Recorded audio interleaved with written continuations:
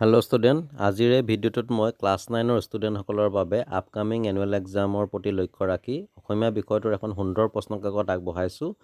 Question পেপাৰখন 2026 বৰ্ষত অসমৰ এখন জিলাত অনুষ্ঠিত হৈ যোৱা প্ৰশ্নকাকত হয় আৰু ইয়াৰ পৰা বহুখিনি কমন পৰা সম্ভাৱনা আছে। চ' সম্পূৰ্ণ ভিডিঅ'টো চাবা স্কিপ নকৰাকৈ।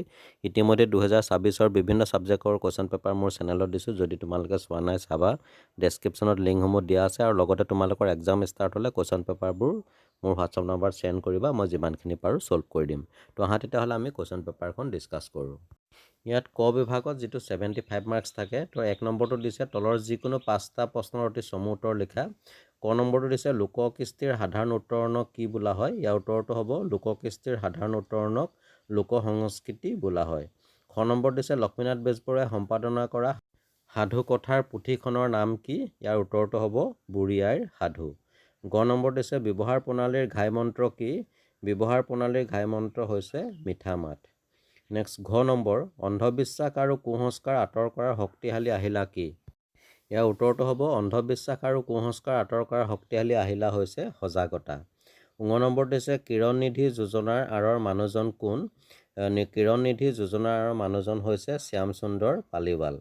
প্ৰথম ছ নম্বৰ সময় পাঠৰ কেন্দ্ৰীয় বিষয় কি? সময় পাঠৰ কেন্দ্ৰীয় বিষয় হৈছে সময়ানুৱৰ্তিতা। দ্বিতীয় ছ নম্বৰ দিছে নিৰ্মলে কাক বিচাৰি দোকানলৈ গৈছিল? ইয়াৰ উত্তৰটো হ'ব নিৰ্মলে সিদ্ধাৰ্থক বিচাৰি দোকানখনলৈ গৈছিল।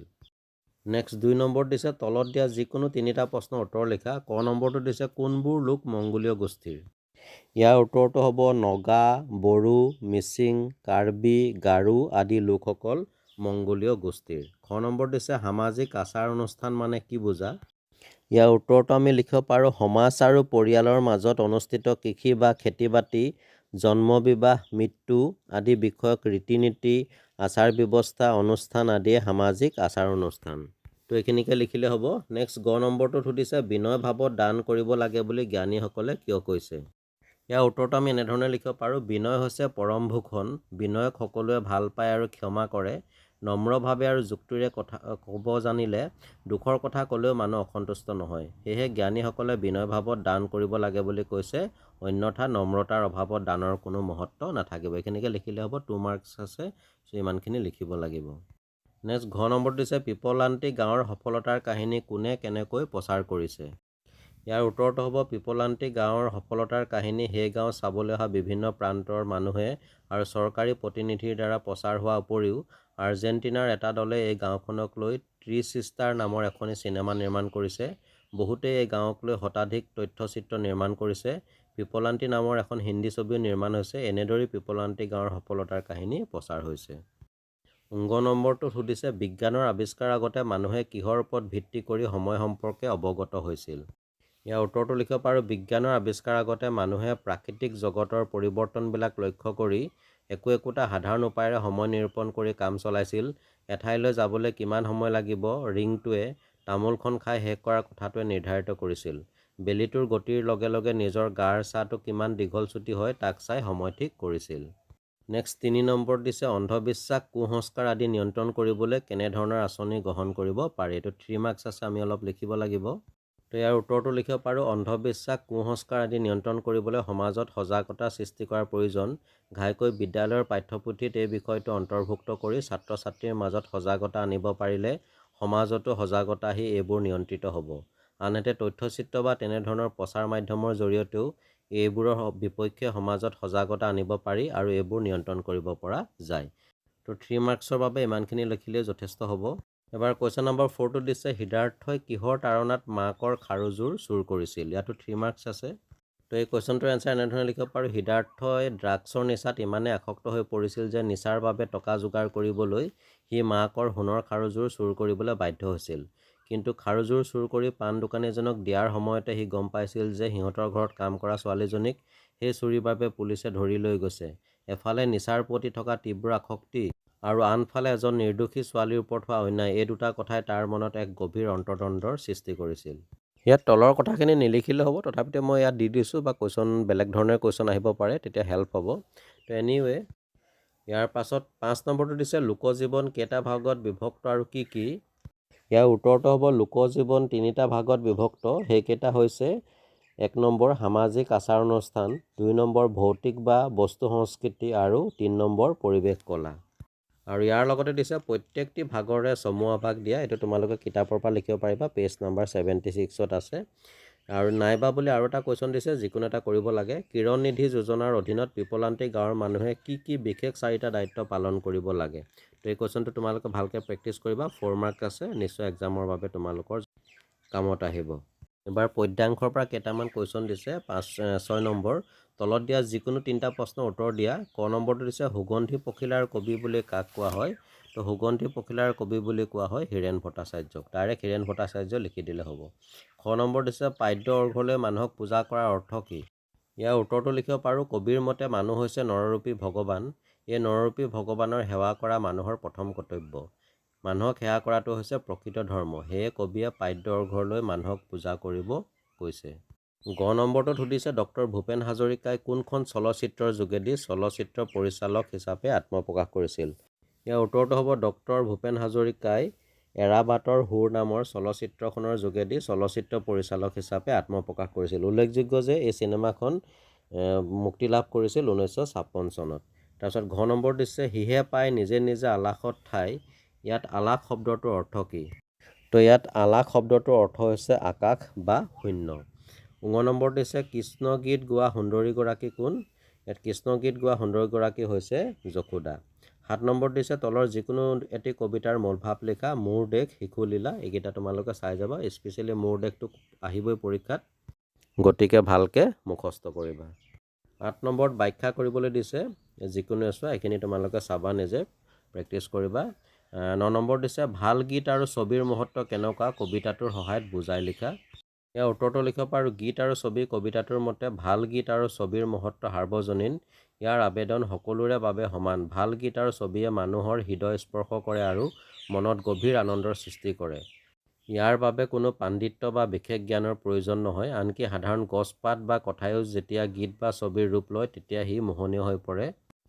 প্ৰকৃত কলা চিৰস্থায়ী আৰু অমৰ। ই দেশ কালৰ সীমা অতিক্ৰম কৰি সকলোৰে হৃদয়ত স্থান লাভ কৰে। তো এইখিনিকে লিখিলে হ'ব, অলপ শ্বৰ্টকৈ লিখিলে হ'ব, যিহেতু 2 মাৰ্ক আছে। ইয়াৰ পাছতে 10 নম্বৰ দিছে মহাকূপে কোঠা পখিলন্ত হিঞ্চিৰাই লবণু ভোজন্ত। কোনে অতি খঙেৰে কোঠাত সোমাইছিল, তেওঁ কিয় লবণুবোৰ চাৰিওফালে ছটিয়াই খাইছিল, বুজাই লিখা। ইয়াত 3 মাৰ্কছ আছে, এটা যথেষ্ট ইম্পৰ্টেণ্ট কুৱেশ্যন হয়, তোমালোকে এইটো নিজে প্ৰেক্টিচ কৰিবা। নেক্সট 11 নম্বৰত কেইটামান ভাষা বিষয়ক প্ৰশ্ন দিছে। ক নম্বৰটো দিছে তলৰ যিকোনো 2টা শব্দৰ সন্ধি ভাঙা। মই গোটেইকেইটা কৈ দিছোঁ। প্ৰথমটো দিছে সংকীৰ্ণ। সংকীৰ্ণ শব্দটোৰ সন্ধি ভাঙিলে হ'ব সমযোগ কীৰ্ণ। ইয়াৰ পাছত দিছে পৰীক্ষা। পৰীক্ষা শব্দটোৰ সন্ধি ভাঙিলে হ'ব পৰিযোগ ইক্ষা। সূৰ্যোদয়। সূৰ্যোদয় শব্দৰ সন্ধি ভাঙিলে হ'ব সূৰ্য যোগ উদয়। ইয়াৰ পাছত খ নম্বৰত দিছে তলৰ যিকোনো 2টা শব্দৰ বিপৰীতাৰ্থক শব্দ লিখা। অভিশাপ। অভিশাপৰ বিপৰীত শব্দ হ'ব আশীৰ্বাদ। সপোন। সপোনৰ বিপৰীত শব্দ হ'ব দিঠক। জন্ম। জন্মৰ বিপৰীতাৰ্থক শব্দ হ'ব মৃত্যু। নেক্সট গ নম্বৰটোত দিছে তলত দিয়া যিকোনো 2টা শব্দৰ সমাৰ্থক শব্দ লিখা। তৰংগ। তৰংগ শব্দটোৰ সমাৰ্থক শব্দ লিখিব পাৰোঁ আমি ঢৌ, লহৰ বা প্ৰবাহ, যিকোনো এটা লিখি দিলে হ'ল। তাৰপিছত গাঁও। গাঁৱৰ সমাৰ্থক শব্দ হ'ব গ্ৰাম্য। দেশ। দেশৰ সমাৰ্থক শব্দ হ'ব ৰাষ্ট্ৰ। ইয়াৰ পিছত ঘ নম্বৰটো দিছে কি কাৰণে মূৰ্ধন্য ণ বা মূৰ্ধন্য ষ হৈছে লিখা। প্ৰথমটো দিছে কৃষি। এইটো লিখিব পাৰোঁ যে ৰিৰ পাছত থকা দন্ত স সদায় মূৰ্ধন্য ষ হয়। কৃপণ। ইয়াত মূৰ্ধন্য ণ হোৱাৰ কাৰণটো হৈছে একেটা পদতে ৰিৰ পাছত প বৰ্গৰ কোনো বৰ্ণ থাকিলে দন্ত ন সদায় মূৰ্ধন্য ণ হয়। তাৰ পাছৰটো দিছে ঋণ। এইটো একেই হ'ব, কোনো পদত ৰিৰ পাছত দন্ত ন থাকিলে মূৰ্ধন্য ণ হয়। তাৰপিছত দৃষ্টি। এইটো লিখিব পাৰোঁ ত বৰ্গৰ সৈতে যুক্ত হ'লে দন্ত স সদায় মূৰ্ধন্য ষ হয়। তো এইখিনিকে লিখিলে হ'ব। নেক্সট 19 নম্বৰটো দিছে ব্যাস বাক্য সহ সমাসৰ নাম লিখা। প্ৰথমটো দিছে ৰজা ৰাণী। ৰজা ৰাণীৰ ব্যাস বাক্য হ'ব ৰজা আৰু ৰাণী। এইটো হৈছে ইতৰেতৰ দ্বন্দ্ব সমাস। তাৰপিছত দিছে মাহ চাউল। এইটো ব্যাস বাক্য হ'ব মাহ আৰু চাউল। এইটো হৈছে এটা সমাহাৰ দ্বন্দ্ব সমাস। ভাই ককাই। ইয়াৰ আনচাৰটো হ'ব ভাই আৰু ককাই। এইটো হৈছে ইতৰেতৰ দ্বন্দ্ব সমাস। নেক্সট প্ৰথম 6 নম্বৰ দিছে তলত দিয়া যিকোনো 2টা জুৰীয়া শব্দৰ অৰ্থ প্ৰকাশ হোৱাকৈ এটা বাক্য ৰচনা কৰা। গতিবিধি, জীৱ জন্তু, ধাৰী পাতি, এইকেইটা তোমালোকে পাৰিবা। দ্বিতীয় 6 নম্বৰ দিছে অনুৰূপ শব্দ কাক বোলে। অনুৰূপ শব্দৰ এটা উদাহৰণ দিয়া। অনুৰূপ শব্দৰ বিষয়ে সুন্দৰকৈ প্ৰকাশ কৰিছোঁ, তোমালোকে এইখিনি নোট কৰি ল'বা। এইটো এটা কমন কুৱেশ্যন হয়, এক্সামত অহাৰ সম্পূৰ্ণ সম্ভাৱনা আছে। বৰ্গীয়া জ নম্বৰত দিছে তলৰ যিকোনো দুটা শব্দৰ প্ৰত্যয় ভাঙা যুঁজাৰু, ফুলনি, বুদ্ধিয়ক, ৰান্ধনি। তো যুঁজাৰু শব্দটোৰ প্ৰত্যয় ভাঙিলে হ'ব যুঁজ যোগ আৰু, এইটো এটা কৃত প্ৰত্যয়। ফুলনি, ফুল যোগ অনি, বুদ্ধিয়ক, বুদ্ধি যোগ অক, এই দুটা তন্ধিত প্ৰত্যয়। আৰু ৰান্ধনি, ৰান যোগ অনি, এইটো আছে কৃত প্ৰত্যয়। প্ৰত্যয়কেইটা উল্লেখ কৰিব নালাগে, মই জাষ্ট তোমালোকৰ হেল্পৰ বাবে দি দিছোঁ। 12 নম্বৰ দিছে ভাৱ সম্প্ৰসাৰণ কৰা, যি মূলা বাঢ়িব তাৰ দুপাততে চিন, বা নাইবা এখন তোমাৰ হঠাতে জ্বৰ হোৱাৰ বাবে চতুৰ্থ পিৰিয়ডৰ পিছত ছুটি বিচাৰি প্ৰধান শিক্ষক, শিক্ষয়িত্ৰী অথবা অধ্যক্ষ মহোদয়লৈ এখন আবেদন পত্ৰ লিখা। এনেকুৱা ধৰণৰ কিছুমান তোমালোকে প্ৰেক্টিছ কৰিবা। 13 নম্বৰ দিছে তলত দিয়া যিকোনো এটা বিষয়ৰ ওপৰত এখন ৰচনা লিখা। অসমৰ প্ৰাকৃতিক সম্পদ, তোমাৰ জীৱনৰ লক্ষ্য, পৰিৱেশ প্ৰদূষণ আৰু প্ৰতিকাৰ। তো এই তিনিখন ৰচনাই তোমালোকে প্ৰেক্টিছ কৰিবা। যিকোনো এখন পৰীক্ষাত তোমালোকৰ আহি যোৱাৰ সম্ভাৱনা আছে। 8 মাৰ্ক আছে। আৰু ৰচনা লিখোঁতে সদায় তাৰ পইণ্টবিলাক দিবা। আৰম্ভণিৰে আৰম্ভ হৈ শেষত সামৰণি মাৰি ৰচনাখন শেষ হ'ব লাগে। কুৱেশ্যন নম্বৰ 14 আৰু 15ত দ্ৰুত পাঠৰ পৰা কেইটামান প্ৰশ্ন দিছে, এইকেইটা তোমালোকে কৰিবা। আৰু এনেকুৱা ধৰণৰ প্ৰশ্ন একেখিনি আহি থাকে, এই দুটা চাই গ'লে তোমালোকৰ যিকোনো এটা পৰীক্ষাত কমন পৰি যাব, এইটো পূৰা চিয়'ৰ। তাৰপিছতে খ বিভাগ আহিলে, যিটো 25 মাৰ্কৰ। 16 নম্বৰটো দিছে তলত দিয়া প্ৰশ্নসমূহৰ উত্তৰ দিয়া। ক নম্বৰ দিছে মাধৱ কন্দলীক অপ্ৰমাদী কবি বুলি কোনে আখ্যা দিছিল? আমি পাইছিলোঁ যে শংকৰদেৱে মাধৱ কন্দলীৰ কাব্য প্ৰতিভাক সন্মান জনাই অপ্ৰমাদী কবি বুলি অভিহিত কৰিছিল, গতিকে ইয়াৰ উত্তৰটো হ'ব শংকৰদেৱে।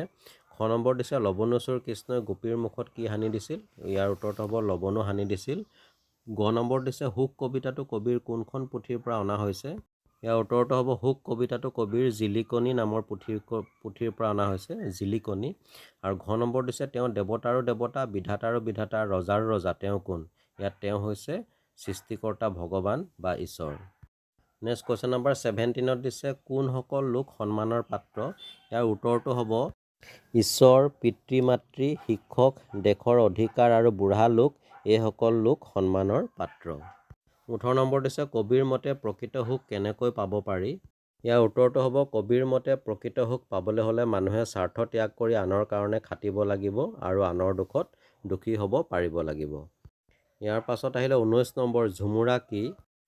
ইয়াৰ উত্তৰটো হ'ব একোটা সম্পূৰ্ণ বিষয়বস্তু বা ঘটনাৰ সলনি ক্ষুদ্ৰ ঘটনা বা পৰিস্থিতিক লৈ চমু পৰিসৰত ৰচনা কৰা নাটকে ঝুমুৰা বুলি কোৱা হয়। তোমালোকৰ কিতাপতে আছে পেজ নম্বৰ 91ত। আৰু ইয়াৰ লগতে দিছে মাধৱদেৱে ৰচনা কৰা এখন ঝুমুৰা নাম লিখা। এইটো তোমালোকে চোৰ ধৰা বা পিম্পৰা গছোৱা যিকোনো এখন লিখি দিলে হ'ল। তাৰপিছত 20 নম্বৰ দিছে হনুমন্তই গধূলি সময়ত দেখা লংকা নগৰী এটি বৰ্ণনা দিয়া। তো ইয়াৰ উত্তৰটো তোমালোকক আগবঢ়ালোঁ। এইখিনি তোমালোকে ভালকৈ নোট কৰি ল'বা, দৰকাৰ হ'লে স্ক্ৰীনশ্বট মাৰি পিছত লিখি ল'বা। এটা কমন কুৱেশ্যন হয়, এইটো এক্সামত আহিয়ে থাকে, চ' এইখিনি তোমালোকে নোট কৰি ল'বা। 21 নম্বৰ দিছে হে মাই যশোদা তুহু তাপত এজহ, যশোদাৰ মনৰ তাপ গুচাবলৈ কিয় ক'ব লগা হৈছিল? ইয়াৰ উত্তৰটো হ'ব যশোদাই কৃষ্ণক বহু সময় নেদেখি দুখ মনেৰে বিচাৰি ফুৰিছিল। তেনেতে গোপীয়ে কৃষ্ণ ক'ত আছে, কিদৰে গোপীসকলৰ লগত ধেমালি কৰি নৃত্য গীত কৰিছে, নিজকে লৱণাসুৰ বদনামৰ পৰা বচাবৰ বাবে গোপীৰ মুখত কেনেকৈ লৱণো হানি দিছে ইত্যাদি সমস্ত বিৱৰণ দিলে। কৃষ্ণই নিজৰ চতুৰালি আৰু ৰং ধেমালিৰ যোগেদি গোটেই গকুলবাসীকে আনন্দিত কৰোৱাৰ কথা জনাই গোপীয়ে কৈছিল যে বহু পুণ্যৰ ফলতহে যশোদাই কৃষ্ণক পুত্ৰৰূপে পাইছে, সেয়ে তেওঁ শোক তাপ কৰাৰ প্ৰয়োজন নাই। কুৱেশ্যন নম্বৰ 22 ঈশ্বৰৰ পাছতে পিতৃ মাতৃ আমাৰ মাননীয়, কথাষাৰ বুজাই লিখা। তো ইয়াত 3 মাৰ্ক আছে, আমি অলপ লিখিব লাগিব।